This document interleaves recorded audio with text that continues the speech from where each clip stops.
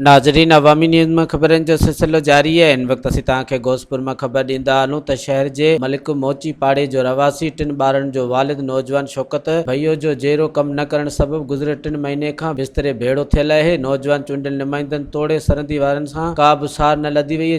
जहिड़े ख़तरनाक मौज़े मर्ज़ में मुब्तला शोकत भईयो अवामी न्यूज़ अॻियां लुड़क लाड़ींदे चयो त 3 पुटनि जो औलाद आहियां, जेको कमाइण जेतिरा कोन्हनि। रोज़ मज़ूरी करे घर जी चुल्ह ॿारींदो हुअसि। गुज़िरे 3 महीने खां घर जो अलतल विकिणे करे गंबट जी अस्पताल में इलाज करायो, पर को बि फ़र्क़ु न थियो। हाणे डॉक्टरनि मुंहिंजे इलाज लाइ 25 लख रुपया तलब कया, जेका रक़म न हुजण करे मां वसवारनि खां मदद जी अपील कयां थो। इन वधीक तक जे MPA मीर गुलाम आबिद खान संदराणी तोड़े सिंध हुकूमत खे पुरज़ोर अपील कई है त मुंहिंजो सरकारी ख़र्च ते इलाज कराए संदसि हयाती बचाई वञे, जी मां पंहिंजे बच्चन जो मुस्तक़बिल बेहतर नमूने सां सुधारे सघां। मज़ीद खबरों और तफसीलात के लिए विजिट करें हमारी वेबसाइट www.awamiNewsHD.com।